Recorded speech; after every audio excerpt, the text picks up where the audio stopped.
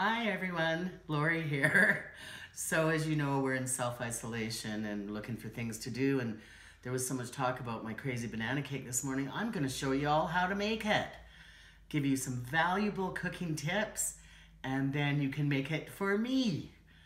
So the first thing is turn on your oven. And the crazy thing about this recipe is that you bake it at 275 degrees, which is really low for a cake, but you bake it quite a long time. There's another crazy part, but that's at the end. So whenever you bake, turn your oven on first, prepare your pans. Yay, Pam. So because this banana cake recipe, Crazy Banana Cake by the Happy Hooligans, makes an enormous cake, it says use a 9x13 pan. No, it'll overflow. So when I make it, I either use this huge pan I have or divide it up. And so today I'm going to make 3 cakes maybe, one for Megan and Dustin, one for Kelly and Corey, and a little one for Doug and I. Okay, so there you go, the oven's going on, we got our pans ready. Okay, here we are in the second part, and of course it's very important to follow instructions. Megan, Kelly, I always told you if you could read, you could cook, and it's true, Carol as well. So we got our oven heating up. The first part of the instructions is mashed bananas, 3 or enough to make 1.5 cups. I'm gonna assume you all know how to do that, but here you go. Put it in a bowl, mashed it up. And it says to add 2 teaspoons of lemon juice. Now, this was my favorite lemon juicer, and it works really well and it's cheap. But Doug bought the Rolls Royce of all lemon squeezers, which is wonderful, because you just put it in there and you never get, 2 teaspoons, I can guess, you guys should measure. That's about 2 teaspoons, and no seeds come out, it's awesome.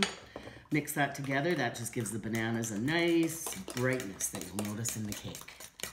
Okay, bananas ready. Next, we move on to the dry ingredients. Okay, so now we're gonna get our dry ingredients recipe. The important thing about making cake is that you mix the dry with the wet, with the dry, with the wet. So a very important thing about measuring flour I just learned recently. I need 3 cups of flour, I have 2 in here already. You don't just dip your thing in and pat it down. No, you'll get way too much flour. All good bakers spoon and level, which means you use a spoon to get it into your cup. Overflow it a little bit, and then just level it out. It doesn't pack it in, it makes it closer to the weight that you actually need. So in here I have 3 cups of flour. I need 1.5 teaspoons of baking soda. Right here, make sure they're level. 1.5, because it's quite a big cake, it's using quite a lot of soda. And 1/4 teaspoon of salt. There we go.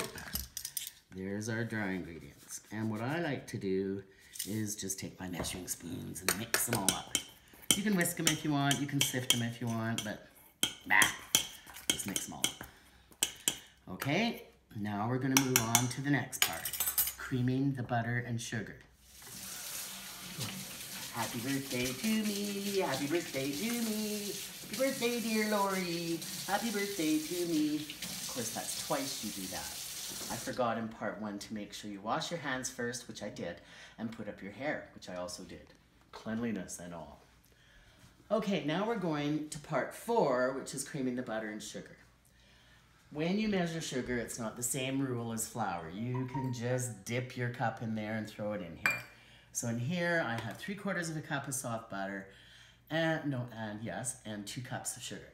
So now I'm gonna start creaming it. This is sort of the most essential part of almost any baking. You'll notice cookies, cakes, anything, cream the butter and sugar. And in my book, Butter, that Kadu sent me, woman says that you should do it for like at least 5 minutes. I rarely do that, but I'll get started and get back to you when I'm all fluffy and creamy. Carol, this is the part you need brute force. Okay, so in part 5, we've got the butter nice and creamed. We're adding 3 eggs, and you add the eggs 1 at a time. I use this little paper towel over here so I don't get egg yolk all over the kitchen. I usually do anyway. So you add them one at a time and beat them really well after each addition. And if I don't cream my butter and sugar for 5 to 7 minutes like I'm supposed to, I just cream this extra good.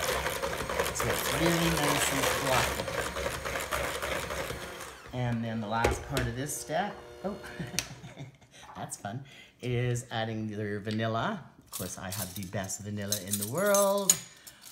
And that is 2 teaspoons. Vanilla-y. That's why vanilla is important, Kadu. Okay, we're gonna add these.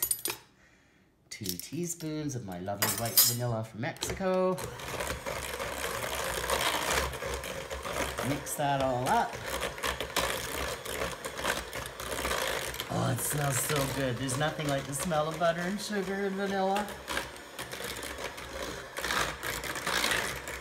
Okay. I'll be right back with step 6. Okay, so part 6, this is where we mix everything together, get it ready for the oven. So I've had it on really high to get this really creamy and fluffy and light. I recommend you turn it down to low before you start adding your dry ingredients, or you will look like a snowman. And so you add 1/3 of the flour, baker's best friend, spatula. 1/3 of the flour, half the buttermilk. Oh, this buttermilk, I didn't have any, so I made 1½ cups milk. I put a tablespoon of vinegar in. Voila, buttermilk. So then we're gonna add half the buttermilk, pseudo buttermilk, and mix that all in. Again, flour, buttermilk, end with flour. I'll do that and get back to you. Okay, my director tells me this is shoot 7. Thanks for your patience. Now, of course, this is crazy banana cake, so I better add the bananas. So we pour those in. We don't use our mixer for this. Use our handy dandy spatula.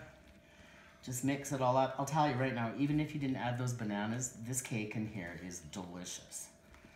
So we mix those all in. Lots of banana throughout. Vanilla.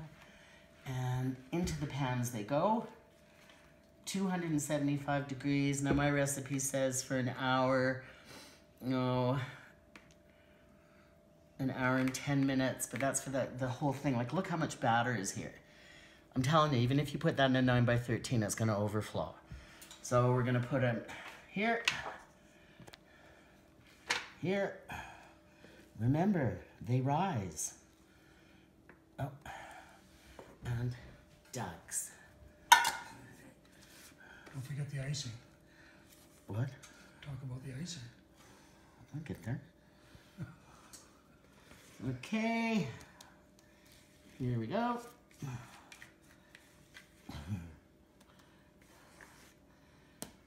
We smooth those out so we have kind of an even cake. Okay. Very important. And the final step I usually do before I bake a cake, just to get any air out. There's a lot of science involved in baking, guys, but I'm not going to get into it today. Okay, last thing you do, give them all a little, okay? And into the oven, I'm going to set my timer for about an hour, okay? See you later. Here we are on the second to last part, and apparently we can't count. So I don't know, it could be 8. Anyway, hopefully you'll figure it out. Anyway, look at how nice and brown they got. They filled the pans nicely. To check if a cake is done, if it kind of bounces back a bit.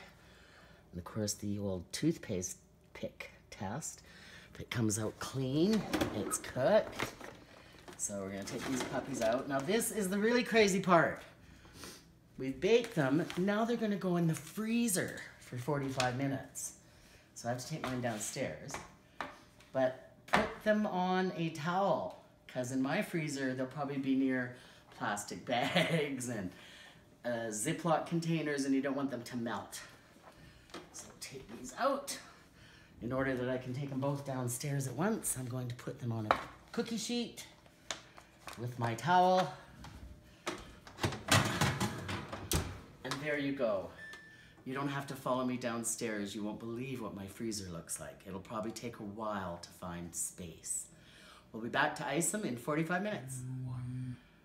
Okay, we're back. Yay. Okay, here are the cakes out of the freezer. I'm gonna take them off of there now. And I'm pretty sure the reason we do this is when a cake comes out, it's probably its freshest and moistest. And by freezing it, I think it really helps maintain the moisture.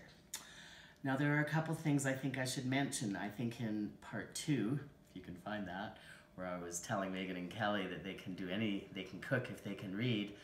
I probably should have said that you should always read a recipe right through, from beginning to end, because don't do it step by step. You gotta understand the whole process. So do that with any recipe, whether it's baking or not. And having said that, I should probably let you know that in the recipe I cooked from, it said these cakes would take 1 hour and 10 minutes. Mine took, in these pans, took 50 minutes. Doug's little pan only took 45. So be careful of that. If you do it in the great big pan you would require to use all this batter, you probably wouldn't need that much time. Okay, so now we're gonna make the icing. Icing is not my forte. My go-to icing is whipped cream. However, this one works every time. I love this Happy Hooligans lady. And so basically I'm gonna cream together 1/2 a cup of butter and a container of cream cheese, which I've had out softening while the cakes are in the freezer. And here's a little bit of science for you, Carol. So the reason we cream butter and sugar is twofold. Sugar won't melt in fat, and so we need to incorporate it really well. And then when we cream it really well, it creates air bubbles, and when the air rises, it works with the leavening agent, in this case baking soda, to expand, and therefore makes everything rise. Cool, huh? Okay, I'm gonna get to beating this, and we'll get back with what I will call the icing on the cake.